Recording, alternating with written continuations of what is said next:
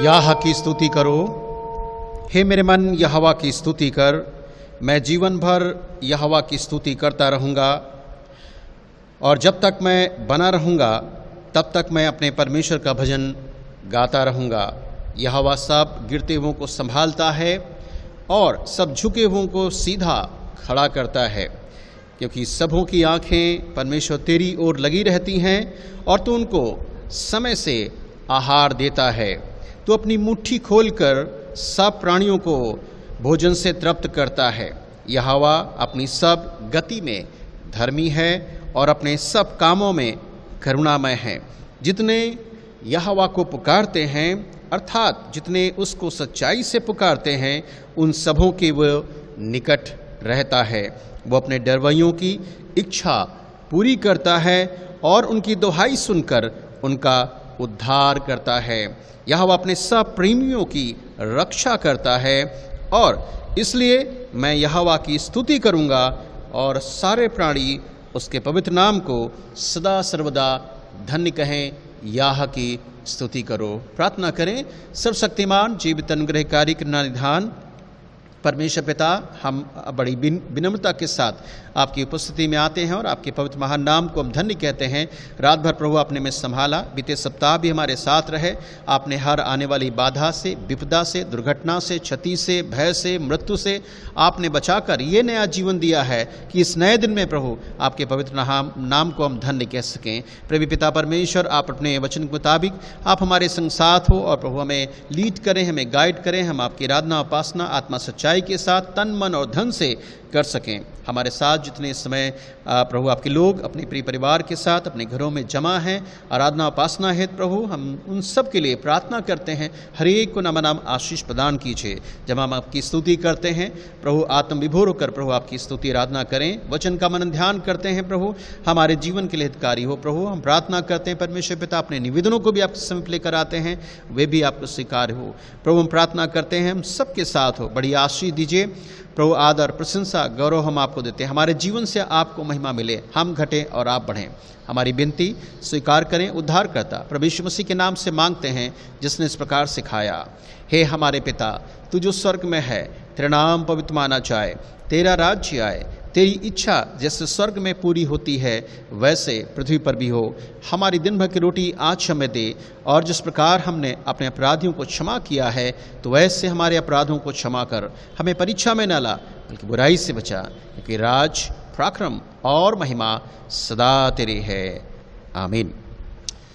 प्रभु यीशु मसीह के मधुर नाम में आप सभी प्रियों को नमस्कार, जय मसीह की। मैं परमेश्वर को धन्यवाद देता हूँ एक बार फिर से इस सुंदर दिन के लिए जो परमेश्वर ने बड़ी दया, बड़ी करुणा, बड़े अनुग्रह के द्वारा हम सबको प्रदान किया है कि इस नए दिन में हम परमेश्वर को धन्यवाद दें, उसकी आराधना उपासना कर सकें और प्रभु की उन तमाम आशीषों को हम प्राप्त कर सकें जो प्रभु हमें देना चाहता है। इसलिए आज की इस पवित्र आराधना में आप सभी प्रियों का, जिस समय हमारे साथ सहभागिता में सहभागी हैं, हम आप सभी का हार्दिक अभिनंदन और स्वागत करते हैं। परमेश्वर आप सबको बहुतायत की आशीष दे।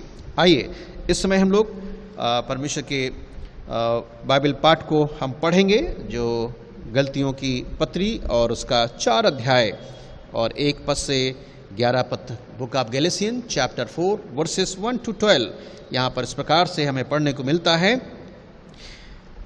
मैं ये कहता हूँ कि वारिस जब तक बालक है, यद्यप सब वस्तुओं का स्वामी है, तो भी उसमें और दास में कोई भेद नहीं, परंतु पिता के ठहराए हुए समय तक संरक्षकों और प्रबंधकों के वश में रहता है। वैसे हम भी जब बालक थे तो संसार की आदि शिक्षा के वश में होकर दास बने हुए थे, परंतु जब समय पूरा हुआ तो परमेश्वर ने अपने पुत्र को भेजा, जो स्त्री से जन्मा और व्यवस्था के अधीन उत्पन्न हुआ, ताकि व्यवस्था के अधीनों को मोल लेकर छुड़ा ले और हमको लेपालक होने का पद मिले। और तुम जो पुत्र हो, इसलिए परमेश्वर ने अपने पुत्र के आत्मा को, जो हे अब्बा और हे पिता कहकर पुकारता है, हमारे हृदयों में भेजा है। इसलिए तू अब दास नहीं परंतु पुत्र है, और जब पुत्र हुआ तो परमेश्वर के द्वारा वारिस भी हुआ। पहले तो तुम परमेश्वर को ना जानकर उसके दास थे, जो स्वभाव से परमेश्वर नहीं, पर जो तुमने परमेश्वर को पहचान लिया, वरन परमेश्वर ने तुमको पहचाना, तो तुम उन निर्बल और निकम्मी अशिक्षा की बातों की ओर क्यों फिरते हो? क्योंकि तुम क्या दोबारा दास होना चाहते हो? तुम दिनों और महीनों और नियत समयों और वर्षों को मानते हो। मैं तुम्हारे विषय में डरता हूँ, कहीं ऐसा न हो कि जो परिश्रम मैंने तुम्हारे लिए किया है वो व्यर्थ ठहरे। परमेश्वर के वचन के पढ़े जाने और सुने जाने द्वारा परमेश्वर हम सबको बहुतायत की आशीष प्रदान करे। आइए इस समय हम प्रभु की महिमा में गीत गाएं। आप हमारे साथ इस गीत को गाएं और उसके साथ अपने मनोदिलों को तैयार करें प्रभु के वचन को सुनने के लिए। गीत है, आए हैं हम तेरे चरणों में।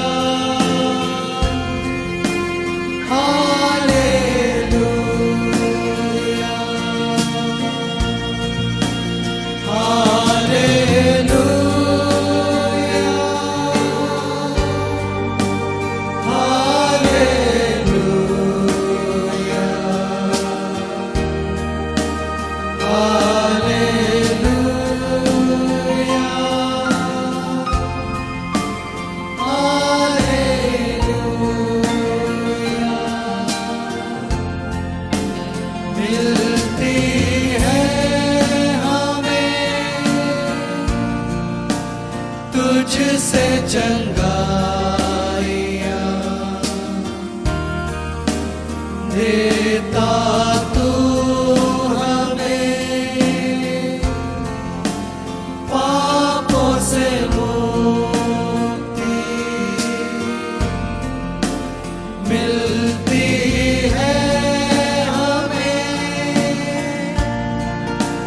तुझसे चंगाइयाँ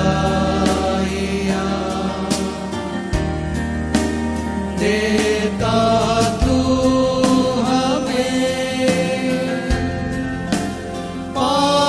से मुक्ति मिलती है हमें तुझसे चंगाइयाँ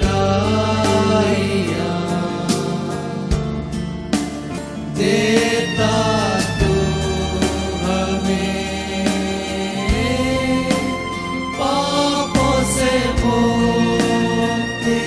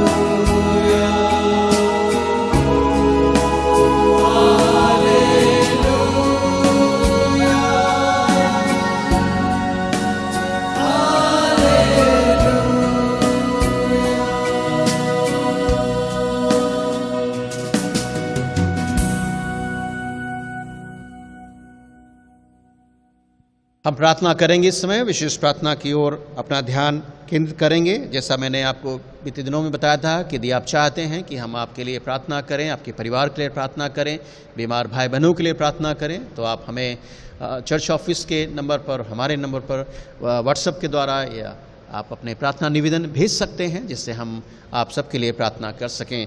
तो हमारे साथ प्रार्थना करें और इन विषयों को याद रखें जब आप प्रार्थना करते हैं। पारिवारिक प्रार्थना में, व्यक्तिगत प्रार्थना में आप निवेदनों को याद करें। हम अपनी कलीसिया के सभी सदस्यों के लिए प्रार्थना करेंगे। बच्चों से लेकर बुजुर्गों तक के लिए हम कलीसिया की एग्जीक्यूटिव कमेटी, एडवाइजरी कमेटी के लिए प्रार्थना करेंगे।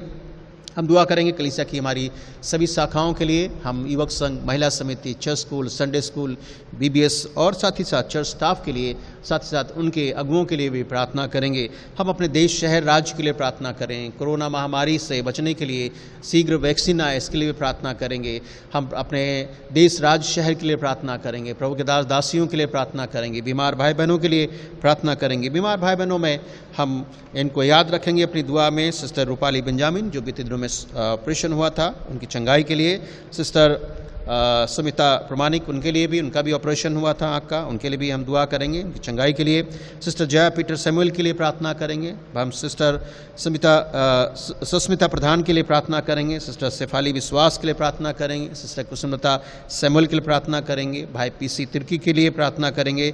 भाई सीआर दास के लिए प्रार्थना करेंगे। भाई सुंदर सेनापति के लिए प्रार्थना करेंगे। साथ ही साथ आराधना उपासना के लिए, वचन के लिए प्रार्थना करेंगे। आइए हम अपनी आंखें बंद करें, इन विषयों को हमारे साथ प्रार्थना में स्मरण करें, दुआ करें। सर्वशक्तिमान, जीवते अनुग्रहकारी, करुणा निधान परमेश्वर, राजाओं के राजा, प्रभु के प्रभु, अनादिकाल के परमेश्वर, अनकाल के पिता, शांति के राजकुमार, अद्भुत युक्ति करने वाले, अगम ज्योति में निवास करने वाले परमेश्वर, आप ही अल्फा और ओमेगा हैं। आप हमारे एकमात्र सच्चे परमेश्वर हैं, जो आपने हमें बनाया, सजा है, और इसलिए सजा है कि हम जीवित परमेश्वर की आराधना उपासना कर सकें। मनुष्य क्या है जो आपकी सुधि लेते हैं, या मनुष्य का पुत्र क्या है जो आपकी ताड़ना करते हैं। हमारा जीवन तो एक पानी के बुलबुले के समान है। हमारा जीवन तो ढलती हुई छाया के समान है। हमारा जीवन तो खिलते हुए फूल के समान है।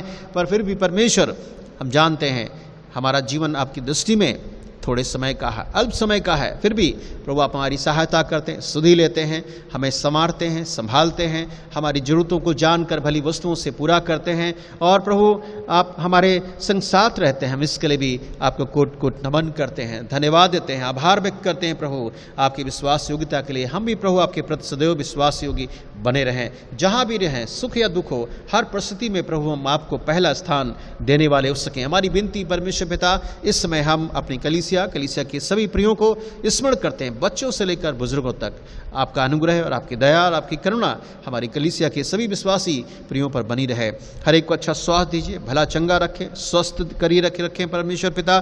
मौसम के उतार चढ़ाव के कारण बहुत सारे लोग अस्वस्थ हैं, उन पर भी दया और बड़ी करुणा बनाए रखें। हम अपनी एग्जीक्यूटिव कमेटी, एडवाइजरी कमेटी के लिए प्रार्थना करते हैं, जो आपने कार्य दिया है आपके डर भय में प्रभु कर सकें। प्रभु अपने ज्ञान में, समझ में, बुद्धि में, भय में, विवेक में प्रभु बढ़ाएं, और जो भी उनके माध्यम से निर्णय हो आने वाले समय में प्रभु आपकी इच्छा के अनुसार हो सकें। आप उन सब के साथ हो, हम सबको एक मन और एक आत्मा दीजिए, जिससे हम आपके कार्य को प्रभु एक आत्मा में होकर, एक मन में होकर कर सकें परमेश्वर पिता।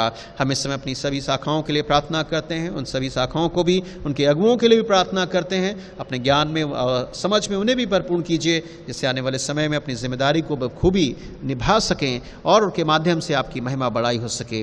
हम प्रार्थना करते अपने देश, शहर, राज्य के लिए बड़ी बरकत दे, हमारे सभी देशवासियों के साथ हो परमेश्वर पिता। हमारी भारत सरकार, राज्य सरकार और सभी प्रशासनिक अधिकारियों के लिए हम प्रार्थना करते हैं, उन पर भी अपना अनुग्रह करें, और प्रभु हमारे उनके माध्यम से हमारे देश में चैन मन पाया जाए, आर्थिक स्थिति स्थिर होने पाए। जो लोग मानसिक तनाव में हैं, चिंताओं में हैं और बेरोजगार हैं, बेघर हैं परमेश्वर, जीविका चलाने की तंगी है, उनके लिए उपाय हो सके। सरकार उनके लिए नई रोजगार और उद्योग स्थापित करे परमेश्वर, जिससे आने वाले समय में प्रभु वो सारे उनकी जो समस्याएं हैं उनका निदान समाधान हो सके। हमारी प्रार्थना है उन सभी जो इस समय समस्या का सामना करें, उनको छुटकारा मिल सके। प्रभु हमारी यही प्रार्थना है। हर एक के साथ हो, आने वाले समय में जो महामारी से संक्रमित हैं उसके लिए भी प्रार्थना करते हैं, उन्हें छुटकारा दीजिए। आने वाले समय में वैक्सीन आ सके शीघ्र से, जिससे उसके इलाज हो सके।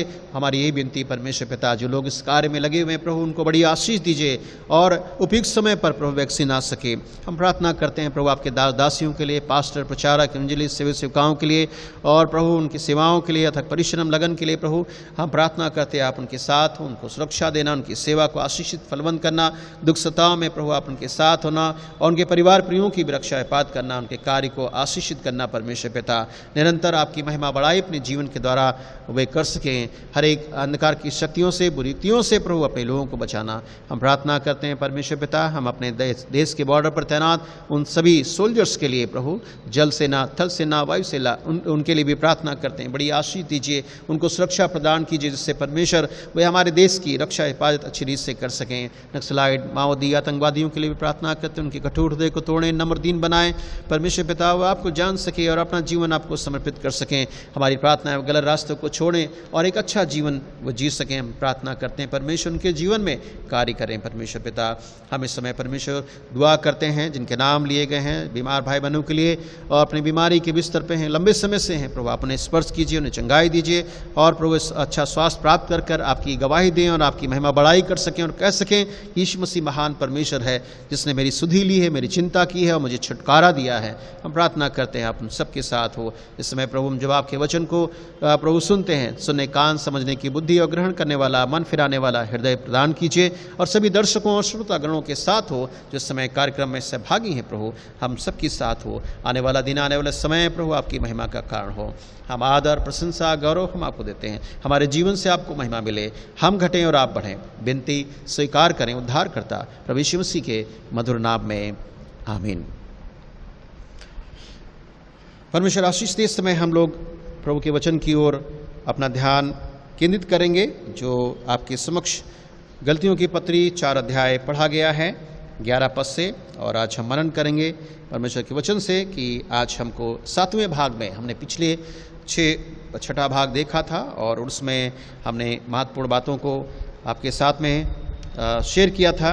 पहला कि वाचा के बारे में हमने आपके साथ बांटा था कि परमेश्वर की वाचा क्या है और कब उसने अपने लोगों के साथ में वाचा बांधी थी। हमने मूसा की और नूह के साथ में और अपने लोगों के साथ में और अपने विश्वासी नए नियम की कलीसिया के साथ में जो वाचा बांधी उसके बारे भी हमने देखा था। हमने देखा था कि परमेश्वर ने किस तरह से अपने लोगों को आशीष दी, अब्राहम को जो वाचा बांधी थी और उसके साथ में उस वाचा को उसने पूरा भी किया था। और आज हम देखेंगे कि प्रभु यीशु मसीह के बारे में देखेंगे कि संसार जब गुलामी में था, दासत्व में था, तो उसके बारे में हम देखेंगे कि प्रूफ ऑफ क्राइस्ट, यीशु मसीह का प्रमाण कि बाइबल क्या कहती है। वो संसार में कैसे संसार में आया, कैसे उसने जन्म लिया, किसने उसको भेजा और उसने हमारे और आपके लिए क्या किया। हम बाइबल में देखते हैं संसार जब पाप में, दासत्व में, गुलामी में था।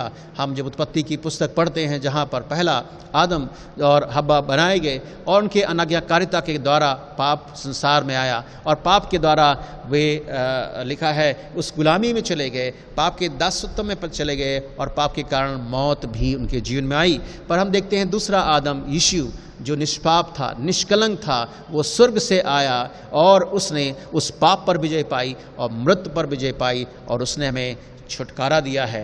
उसने हमें बचाया है, उसने अपनी संतान होने का भी अधिकार दिया है, उसने अपने लेपालक पुत्र भी ठहराया है और वारिस भी ठहराया है। आज हम इस 4थे अध्याय में पौलुस के द्वारा जो गलतिया के विश्वासियों को शिक्षा दी जा रही है और उसने बताया कि प्रभु यीशु मसीह के संसार में आने के साक्ष्य प्रमाण बहुत सारे हमें पढ़ने मिलते हैं। यशाया की पुस्तक अगर आप 9 अध्याय पढ़ेंगे वहाँ आपको मिलेगा, 11 अध्याय में हम देखते हैं वहाँ आपको मिलेगा और उसका फुलफिलमेंट नए नियम की पुस्तक में सुसमाचार में हमें पढ़ने मिलता है कि किस तरह से वो भविष्यवाणियाँ जो नबियों ने, भविष्यवक्ताओं ने, प्रभु के दासों ने यीशु के आगमन के बारे में, यीशु के जन्म के बारे में और उसके छुटकारे के बारे में, कैसे वो छुटकारा देगा और उसके त्याग और बलिदान के बारे में भी सब बातें लिखी हैं। तो बाइबल प्रमाणित करती है, साक्षी देती है कि हमारा प्रभु यीशु मसीह इस संसार में नबियों की भविष्यवाणियों के द्वारा जो है वो पूरी होती दिखाई देते हुए यीशु मसीह इस संसार में इनकारनेशन मतलब वो मानव रूप धारण किया, मानव जात की छुड़ौती के लिए, छुटकारे के लिए, उद्धार के लिए, मुक्ति के लिए। बाइबल इस बात को प्रमाण देती है। बहुत सारे साक्ष्य हमें बाइबल में पढ़ने को मिलते हैं और आज हम उसी पर मनन करेंगे। हम पहली बात देखेंगे जो गलतियों 4 अध्याय 1 से 3 तक हमें पढ़ने को मिलता है। यहाँ पर पहला जो बात हमें मिलता है वो अगर आप 1 से 3 तक पढ़ेंगे तो यहाँ से हमें पढ़ने को मिलता है कि हम और संसार आरंभ में ये संसार जो है गुलामी में था। There was time when the world was in bondage।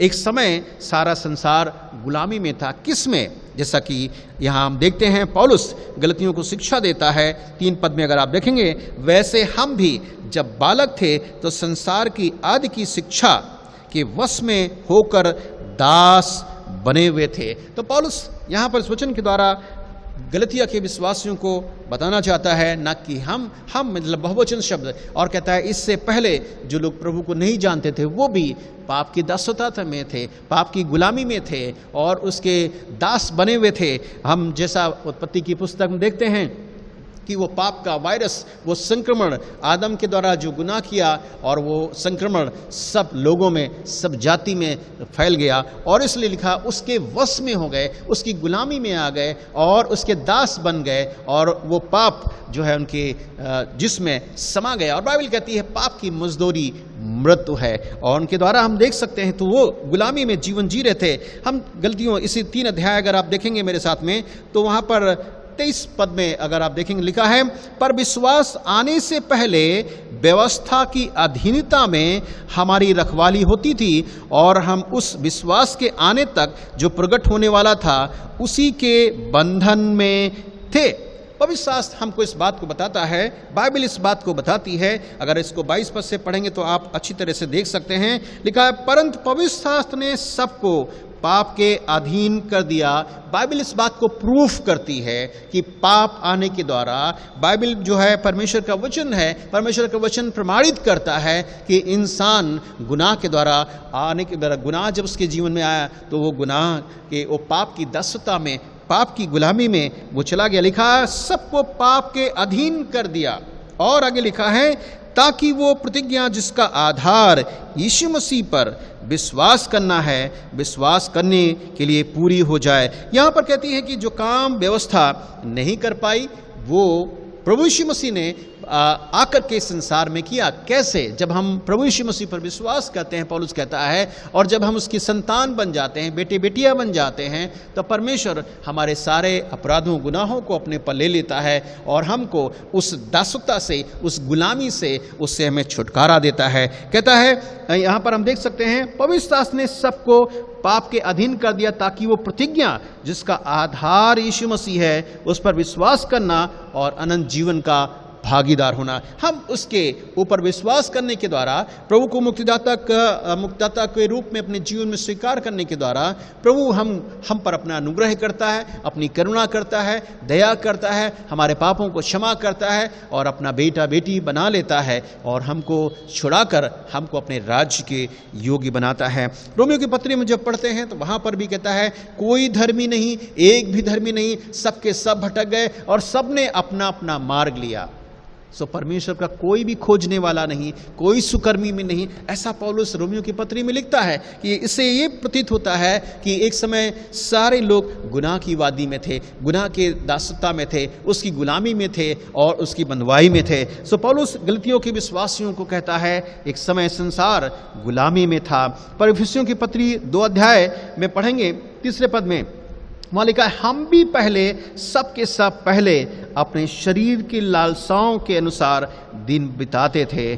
परमेश्वर का दास पौलुस क्या कहना चाहता है इन इफिसियों के विश्वासियों को और गलतियों के विश्वासियों को कि जब हम प्रभु के पास नहीं आए थे और इससे पहले हम जब शैतान जो संसार का मालिक है वो हमको अपनी अधीनता में रख करके वो गुनाह और पाप कराता है, और इसलिए कहता है वो गुनाह पाप कैसे हैं, कैसे शरीर की लालसाओं को पूरा करने के लिए दिन बिताते थे, उसकी इच्छा को पूरा करने के लिए। हम ये नहीं मालूम हम जो कर रहे हैं वो क्या कर रहे हैं, अच्छा या बुरा है, पर शैतान हमको पाप में डाल करके और हमसे गुनाह और अपराध कराता था। इसलिए पौलुस कहना चाहता है और शरीर और मन की मनसाएं पूरी करते थे और स्वभाव से क्रोध की संतान से। तो पौलुस कहना चाहता है क्यों ऐसा तो था, क्योंकि स्वभाव जब तक हम प्रभु में नहीं आ जाते हैं तब तक हम जो हमारे माता पिता हैं, जो हमारे पूर्वज हैं, बोलते हैं कि ये किसका बेटा है, ऐसी बात कहते हैं। कहते हैं अच्छा वो उसका बाप का भी स्वभाव ऐसा था, उसके पिता का भी स्वभाव था और इसलिए उस पिता के जो स्वभाव हैं उस बच्चे के जीवन में आए। तो हमारा संसार का शैतानी जो शैतान है वो पिता जिसने हमें और आपको वश में कर रखा है, तो वो जब गुनाह करता है और उसके कार्य हमारे अंदर आकर के और हमको प्रेरित करता है कि हम भी वे शैतान के काम करें, उसकी गुलामी में थे, बंधुआई में थे। पौलुस यही कहता है कि हम स्वभाव से ही क्रोध की संतान, शैतान की संतान थे। और क्योंकि शैतान हमेशा हमें प्रेरित करता है कि हम ऐसे कामों को करें जो परमेश्वर को ठोकर का कारण बने, हम परमेश्वर को उसके नाम को बदनाम करें, ऐसे काम कराने के लिए हमें शैतान मजबूर करता है, प्रेरित करता है। पर पौलुस ये कहता है कि परमेश्वर का धन्यवाद हो कि प्रभु की योजना हमारे जीवन पूरी हुई कि शैतान के उस जाल से, शैतान के बंधन से, शैतान की दासता से, शैतान की गुलामी से हमको छुड़ाए और बचाए। तो कहता है कि प्रभु हमारा इस संसार में आया। हम जब निर्गमन की पुस्तक में पढ़ते हैं, वहां पर देखते हैं इस्राएली लोग मिस्र की गुलामी में थे, और वहाँ जब गुलामी में थे तो उनको मजबूर किया जाता था, उन पर जुल्म अत्याचार ढाया था, उनसे बेगारी कराई जाती थी, उनसे काम लिया जाता था और उनको समय से भोजन नहीं परोसा था, और उनको इंसिस्ट किया जाता था कि वो मिस्र के जो ईश्वर हैं उनकी उपासना करें। पर हम देखते हैं कि परमेश्वर ने अपनी योजना को किस तरह से पूरा किया। और वहाँ पर हम देखते हैं, तब लिखा है निर्गमन की पुस्तक में 6 अध्याय 5 में पढ़ेंगे, इस्राएली जिन्हें मिस्री लोग दासत्व में रखते थे उनका कराहना सुनकर मैंने अपनी वाचा को याद किया। आपको मालूम, मूसा से परमेश्वर ने वाचा बांधी थी कि मेरे लोग जो बंधुआई में हैं मैं इनको अवश्य छुड़ाऊंगा, और इसलिए परमेश्वर ने मूसा को बुलाया। मूसा एक साधारण व्यक्ति था, चरवाहा था, वो स्कूल और कॉलेज और पाठशाला में नहीं गया, पर हम देखते हैं उसके जीवन के द्वारा, उसकी लाइफ के द्वारा, उसके चरित्र के द्वारा और उसकी सेवा के द्वारा एक बड़ा कार्य परमेश्वर ने लिया, उसको सिखाया परमेश्वर ने रूबरू होकर के आमने सामने से बातें की, अपनी वाचा को उसके साथ बांधा, अपनी व्यवस्था को उसको दिया। और हम देखते हैं कि किस तरह से मूसा बड़ी विश्वास योग्यता के साथ, वफादारी के साथ प्रभु के परमेश्वर पिता का कार्य किया, और उसके माध्यम से इस्राएली जो है मिस्र की गुलामी से बाहर निकाले गए, उन्हें छुटकारा दिया गया, स्वतंत्र हुए, आजाद हुए, और लिखा मूसा उन इस्राएलियों का अगुवा और लीडर बना। सो हम देख रहे हैं यहाँ पर परमेश्वर क्या कहता है, हम सब एक समय गुलामी में और दासत्व में जीवन व्यतीत कर रहे थे।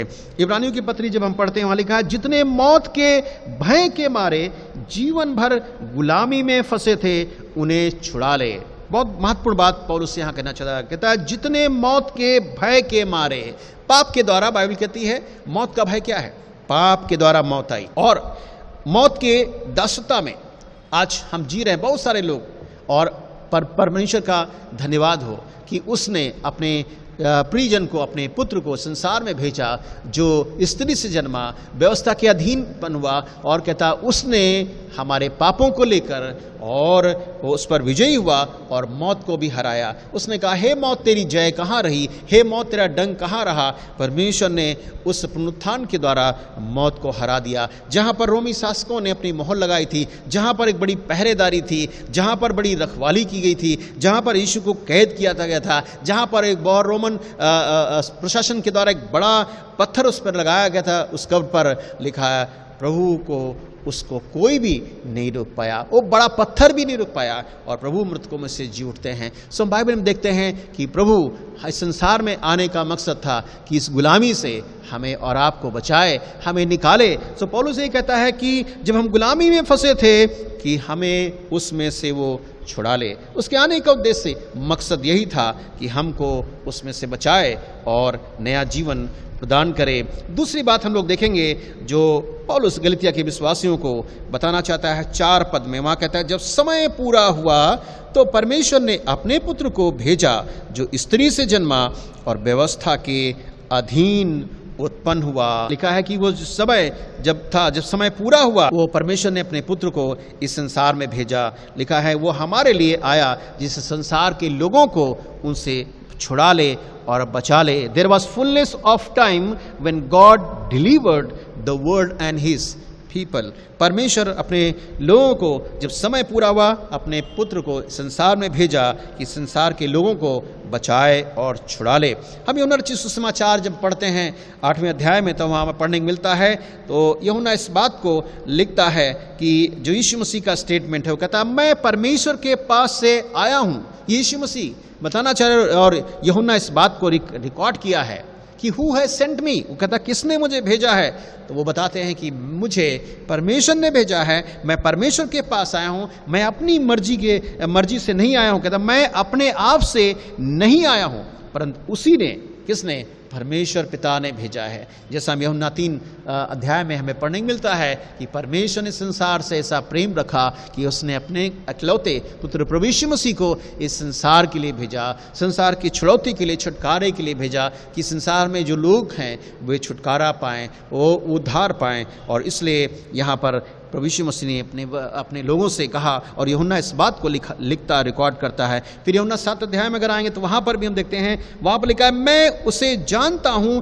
क्योंकि मैं उसकी ओर से आया हूँ। यीशु मसीह जब व्यवस्थापकों के सामने, फकीर फरीसियों के सामने जब खड़े होते तो उनको बताना चाहते हैं, उनको अवगत कराना चाहते हैं कि वो कहाँ से आया है और किसने उसको भेजा है। तो कहता है मैं उसी की ओर से या उसके पास से आया हूँ। ये कौन उसी शब्द है? इनडायरेक्ट, मतलब the Lord God Almighty who sent the Lord Jesus Christ on this earth. हमारा प्रभु यीशु मसीह को परमेश्वर पिता ने, God the Father sent him on this earth for our deliverance. हमारे छुटकारे के लिए उसने भेजा, और इसलिए कहता है उसने मुझे भेजा है। आगे यूहन्ना 9 अध्याय में अगर आप आएंगे तो वहाँ पर लिखा है जिसने मुझे भेजा है उसके काम हमें दिन ही में करना है, अवश्य है क्योंकि वो रात आने वाली है जिसमें कोई काम नहीं कर सकता है। प्रभु यीशु मसीह यहाँ पर एक ब्लाइंड व्यक्ति को, एक दृष्टिहीन व्यक्ति को जब आंखें देते हैं, ज्योति उसको मिल जाती है, वो देखने लायक हो जाता है, तब वो बात अपने लोगों को और अपने अनुयायियों को और उन तमाम लोगों को जो व्यवस्थापक हैं उनके सामने बात कहता है।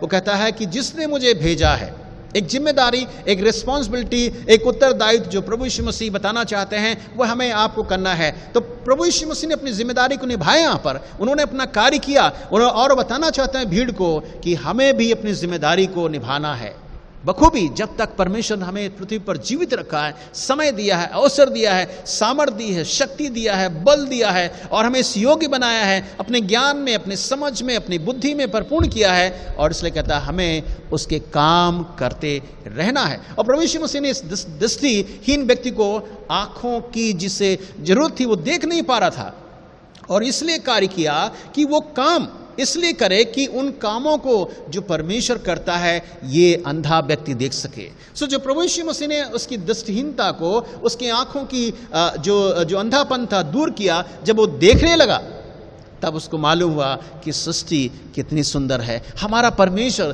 कितना सुंदर और कितना महान है। और उसने अपनी आंखों से देखा, प्रभु को देखा, इस संसार को देखा, और उस कामों को देखा, चिड़ियों परिंदों को देखा, जल झरने और पहाड़ों को देखा, और संसार में जो सृष्टि है उसको भी अपनी आंखों से देखा। सो प्रभु यीशु मसीह क्या कहना चाहते? जिसने मुझे भेजा है उसके काम हमें दिन में ही करना है, अवश्य है।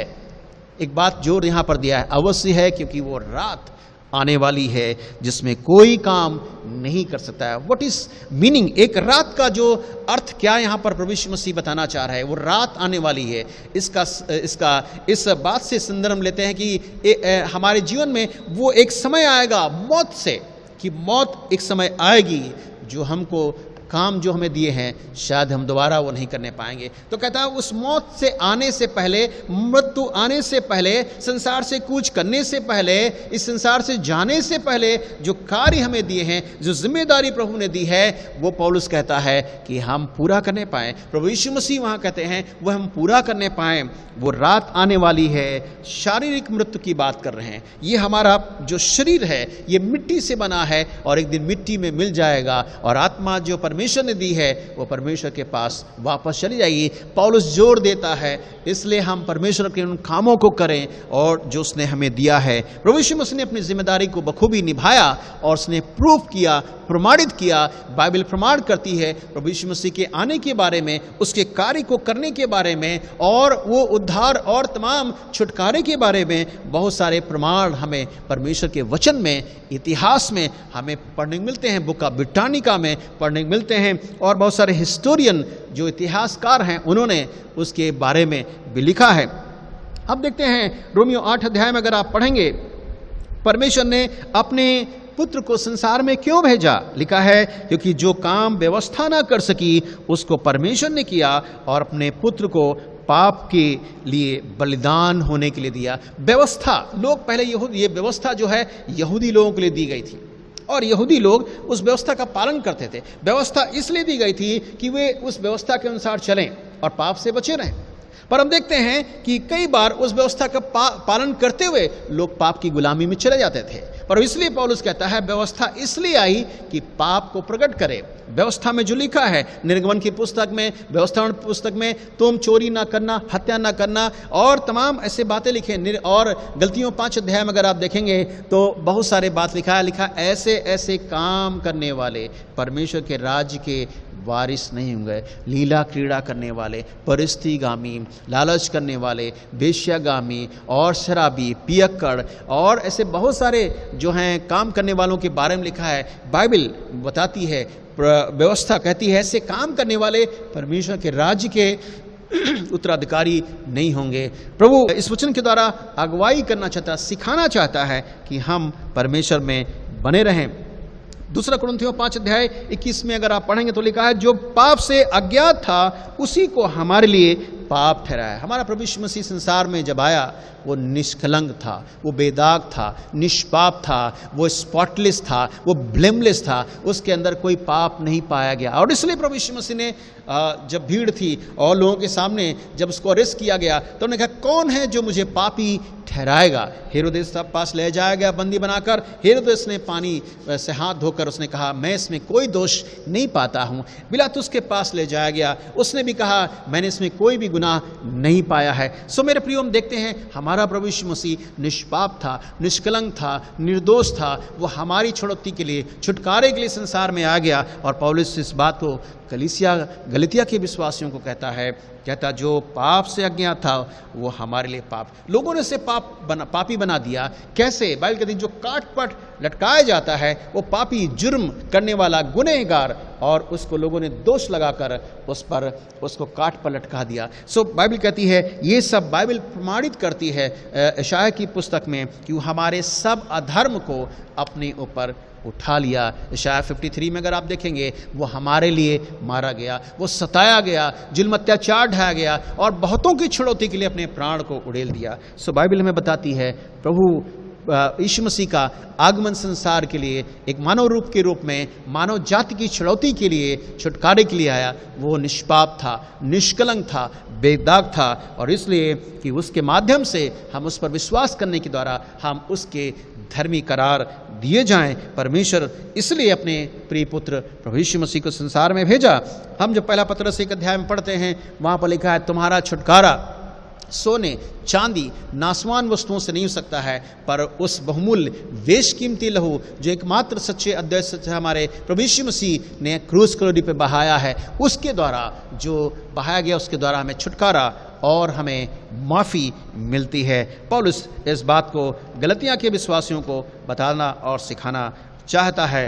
इसलिए हम उस जीवित परमेश्वर पर निरंतर भरोसा और विश्वास करें। तीसरी बात हम लोग देखेंगे जो हमें 4 अध्याय 8 पद में पढ़ने मिलती है। क्या लिखा हुआ है? पहले तो तुम परमेश्वर को ना जानकर उसके दास थे जो स्वभाव से परमेश्वर नहीं।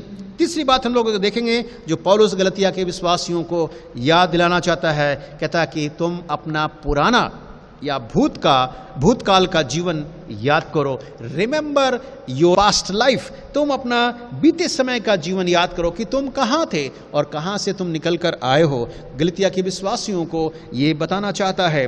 और हम देखते हैं यहाँ पर इफिसियों की पत्री में उनको कहता है कि तुम्हारा जीवन कैसा था। कहता तुम लोग उस समय मसीह से अलग।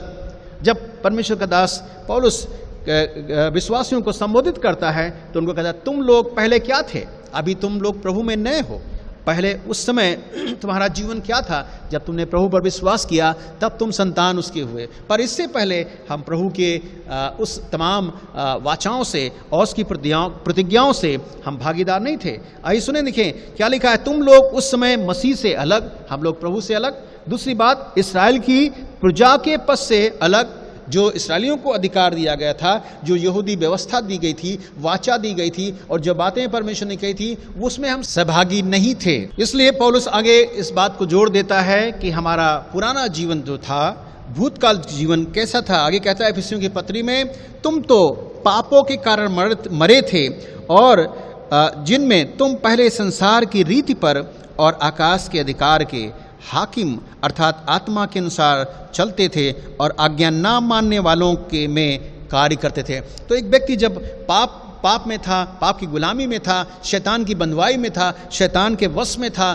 तो हम वही कार्य करते थे। और पौलुस कहता है तुम पापों के कारण मरे थे। बाइबल में बताती है जब हमारे जीवन में गुनाह आता है तो हम आत्मिक स्थिति से दूर हो जाते हैं, उससे वंचित हो जाते हैं। हमारे अंदर वो तमाम बातें जो शैतान के द्वारा पिरोई जाती हैं, उनको हम पूरा करने के लिए कोशिश करते हैं। इसलिए पौलुस आगे कहता है, फिर मैंने एक ऐसी वेदी पाई जिस पर लिखा था कि अनजाने ईश्वर के लिए जिसे नहीं जानते उसकी आराधना उपासना करते हैं। पौलुस जब यहाँ अथेने में जाता है, अथेंस के विश्वासियों, अथेन के लोगों के मध्य में जाता है, तब उनमें भ्रमण करता है उस नगर में, तो वहाँ देखता है, उस मंदिर में जाता है और बहुत सारी वहाँ पर प्रतिमाओं को देखता है। और एक प्रतिमा उसको ऐसी मिलती है जहाँ पर उन्होंने लिखा था अनजाने ईश्वर के लिए। तो पौलुस ये प्रश्न को उठाता है और उनसे पूछता है कि भाई इसका अर्थ क्या है। तो उनसे कहा जिस ईश्वर को हम नहीं जानते हैं उसकी उपासना करते हैं। सो पौलुस कहता है कि जिसको हम जानते नहीं हैं हम कैसे उसकी उपासना कर सकते हैं। पौलुस उनको बताना चाहता है मैं एक ऐसे ईश्वर के बारे में बोलना चाहता हूं जिसको मैं जानता हूं, जिसने मुझे छुटकारा दिया है, जिसने मुझे छुड़ाया है, जिसने मुझे सामर्थ दी है, जिसने मुझे जीवन दिया है, जिसने मैंने साक्षात उसका दर्शन किया है, जिससे मेरी वार्तालाप हुई है। मैं उस ईश्वर के बारे में तुम्हें बताना चाहता हूं। और इसलिए पौलुस यहाँ पर जोर देता है कि हम उस ईश्वर के, जिस ईश्वर को नहीं जानते थे उसकी हम उपासना आराधना करते, पर परमेश्वर को जब हम जान गए हैं, हम उस जीवित परमेश्वर की जो जिंदा है, जो चलता फिरता है, कार्य करता है, हमारी विनती प्रार्थना सुनता है, हम उस ईश्वर की आराधना उपासना करें। और पौलुस इस बात को जोर देता है। हम लोग चौथी बात को देखेंगे जो हमें गलतियों 4 अध्याय और उसका 9 पद में, पर अब तुम जो परमेश्वर को पहचान लिया है वरन परमेश्वर ने तुमको पहचाना है, तो उन निर्बल और निकम्मी अशिक्षा की बातों की ओर क्यों फिरते हो? क्या तुम उनके दोबारा दास होना चाहते हो? चौथी बात जो है पौलुस बताना चाहता है गलतिया के विश्वासियों को, अब तुम अपना वर्तमान और अपना भविष्य भी जानो। जो प्रभु में अपना जीवन दे देते हैं, स्वीकार कर लेते हैं प्रभु को मुक्तिदाता के रूप में, तो उनको क्या कहता है कि वर्तमान में यदि हम प्रभु को जान लिया है, उस पर विश्वास किया है, तो प्रभु हमको छुटकारा देता है, छुड़ौती देता है और हमको उसमें से निकाल कर अपना बेटा बेटी बनाता है और अपने राज्य के योग्य बनाता है। आगे कहता है इसलिए सिर्फ इस समय के लिए नहीं बल्कि आगे भविष्य के लिए भी हमारे लिए उसने उपाय किया है। हम जब इशाया की पुस्तक में देखते हैं 43 अध्याय में, और वहाँ पर पढ़ मिलता है, अब हे इस्राएल तेरा रचने वाला मैं हूँ। इशाया इसराइलियों को बताना चाहता है इस बात को, उनको कहता है कि हमारा प्रभु जिसने हमें और आपको बनाया है, वो कहता है वो ही is our creator, he is our master and saviour. वो कहता है वो हमारा बचाने वाला और बनाने वाला, छुटकारा देने वाला परमेश्वर है। आगे कहता है हे याकूब तेरा सृजनहार यहोवा यूं कहता है, मत डर क्योंकि मैंने तुझे छुड़ा लिया है। सो प्रभु हमारा परमेश्वर इस संसार में हमें उस गुलामी से, मौत की बंधुआई से निकालकर वर्तमान में हमको बचा लिया है। उसने अपना नाम हमें दिया है। कहता मैंने तुमको तुम्हारे नाम से भी बुलाया है और मैंने अपना नाम तुम्हें दिया है, और कहता तुम्हें बुलाया है और तू मेरा है। सो वर्तमान में प्रभु क्या कहना चाहता है? प्रभु हमारे जीवन से परिचित है, हमारे नाम से परिचित है। जकई को जब परमेश्वर ने बुलाया तो नाम लेकर बुलाया, और देखते हैं बाइबल में जितने लोग थे हम पाते हैं अब्राहम को और मूसा को, उनका नाम लेकर परमेश्वर ने बुलाया, क्योंकि प्रभु उनके जीवन से परिचित है, उनके नाम को जानता है और हमसे भी परिचित है। सो परमेश्वर ने हमें छुड़ाया है, छुटकारा दिया है और हमारे जीवन से भली भांति परिचित है। 1 जॉन अगर आप 3 अध्याय में पढ़ेंगे तो वहाँ पर यूहन्ना क्या कहता है, अभी हम क्या हैं, इस समय वर्तमान में हम क्या हैं?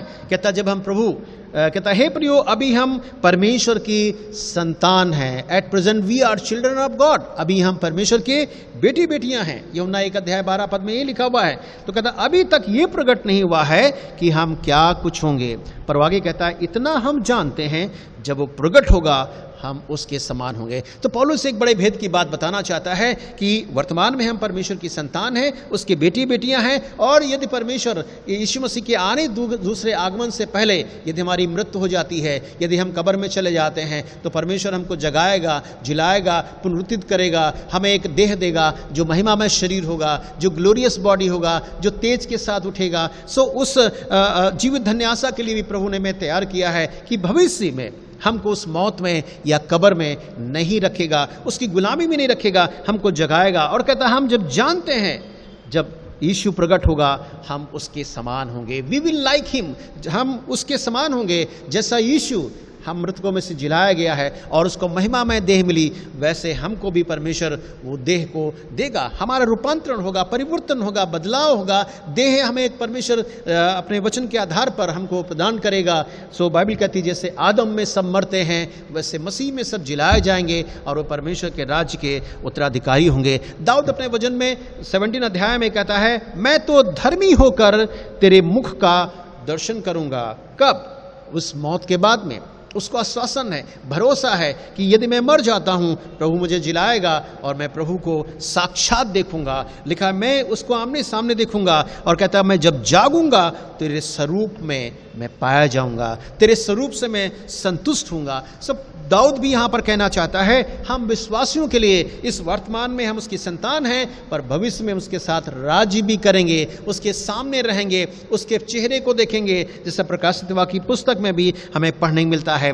मत्ती रिकॉर्ड करता है 13 अध्याय में, वो कहता है उस समय धर्मी अपने पिता के राज्य में सूर्य की नाई चमकेंगे, क्योंकि प्रभु हमारी देह को बदल करके रूपांतरित करके एक महिमा में एक ग्लोरियस शरीर देगा। जब हम परमेश्वर के राज्य में, लिखा है हम चमकेंगे, हम उस धार्मिकता के वासिंदा हम होंगे, हम उसके राज्य में युगानुयुग राज्य करेंगे। वो हमारा पिता होगा, हम उसके बेटे बेटियां होंगे और उसके साथ सदैव हम राज्य करेंगे।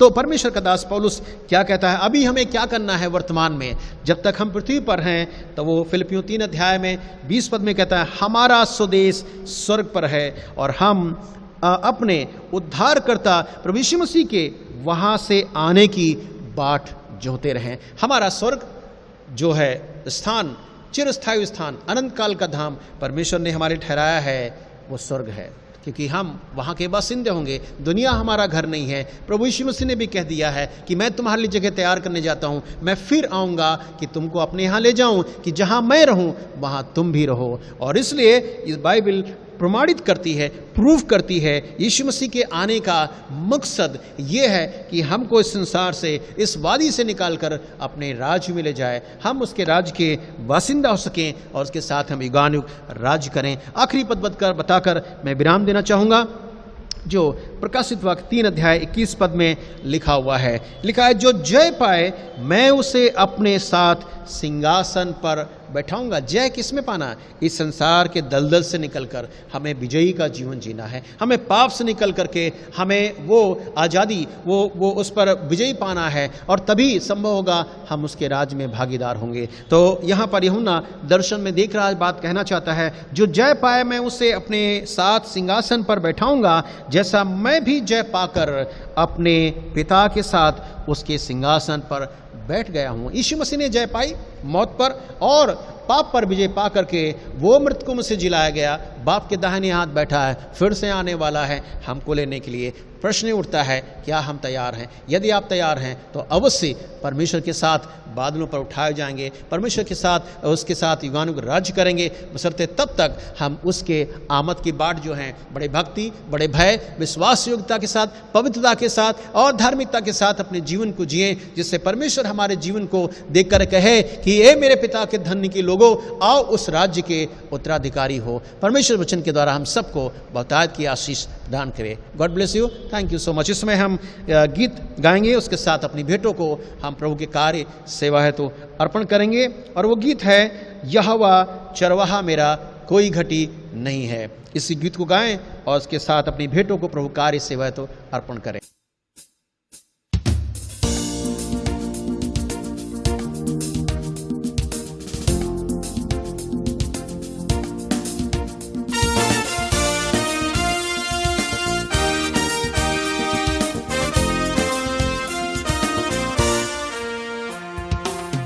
यहोवा चरवाहा मेरा,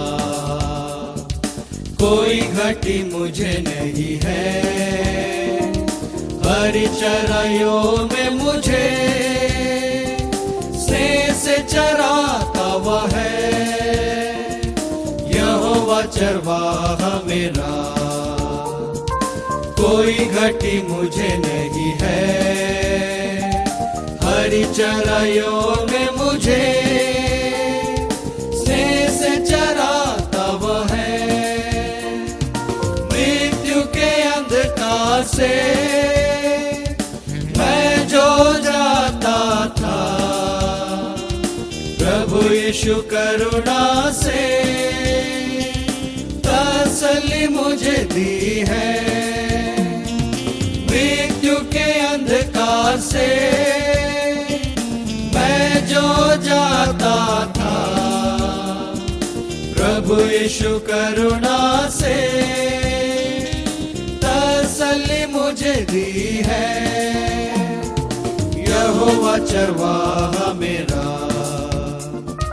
कोई घटी मुझे नहीं है। हरी चराइयों में मुझे स्नेह से चराता वह है। शत्रुओं के सामने मेज को बिछाता है। प्रभु ने जो तैयार की, मन मेरा मगन है। शत्रुओं के सामने मेज को बिछाता है। प्रभु ने जो तैयार की, मन मेरा मगन है। यहोवा चरवाहा मेरा, कोई घटी मुझे नहीं है। हरी चराइयों में मुझे स्नेह से चराता वो है। सिर पर वह तेल मला है, अभिषेक मुझे किया है। दिल मेरा भर गया है और उमड़ भी रहा है। सिर पर वह तेल मला है, अभिषेक मुझे किया है। दिल मेरा भर गया है और उमड़ भी रहा है। यहोवा चरवाहा मेरा, कोई घटी मुझे नहीं है। हरी चराइयों में मुझे स्नेह से चराता वो है। सर्वदा प्रभु घर में करूंगा निवास जो मैं। करुणा भलाई भी उसकी आनंदित मुझे करती है। सर्वदा प्रभु घर में करूंगा निवास जो मैं। करुणा भलाई भी उसकी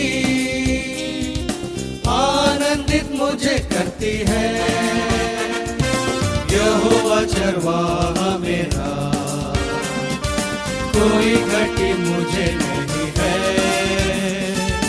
हरी चराइयों में मुझे स्नेह से चराता वह है। यहोवा चरवाहा मेरा,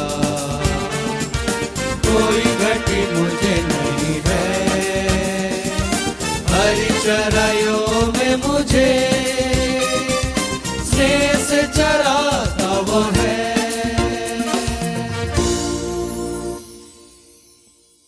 इस समय हम अपने स्थानों पर खड़े हो जाएंगे। आइए हम सब मिलकर प्रार्थना करें इन भेंटों के लिए, और आप सब मिलकर के हम साथ प्रार्थना करें।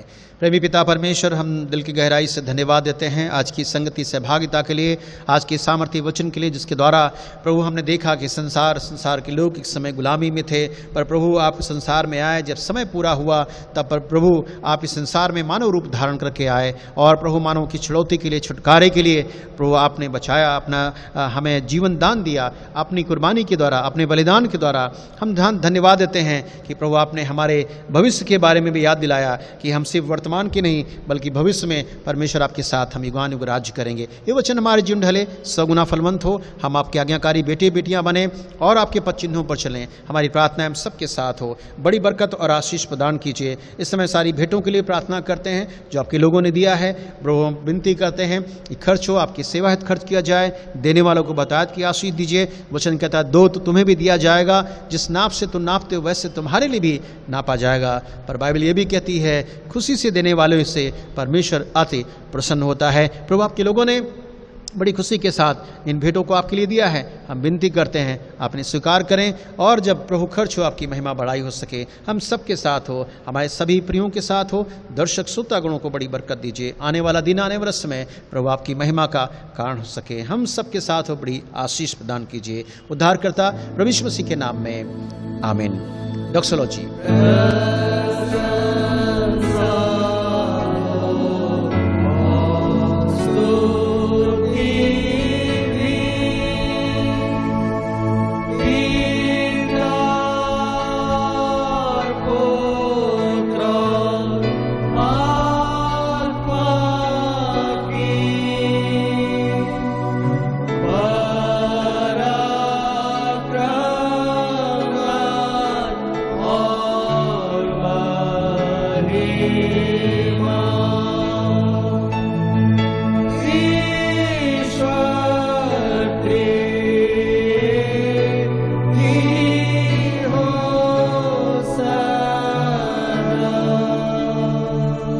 हमारे प्रभु यीशु मसीह का अनुग्रह, पिता परमेश्वर का प्रेम, पवित्र आत्मा की सहभागिता, संगति और शांति प्रभु यीशु मसीह के दूसरे आगमन तक हम सभी प्रियों के साथ, सभी विश्वासियों कलीसियाओं के साथ युगान युगान तक होती रहे।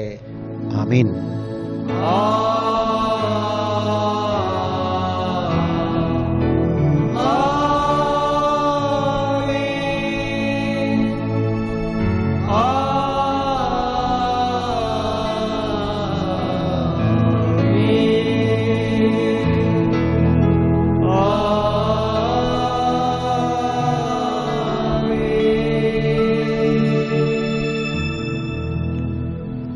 Thank you. Prabhu Ashish they. God bless you. Thank you.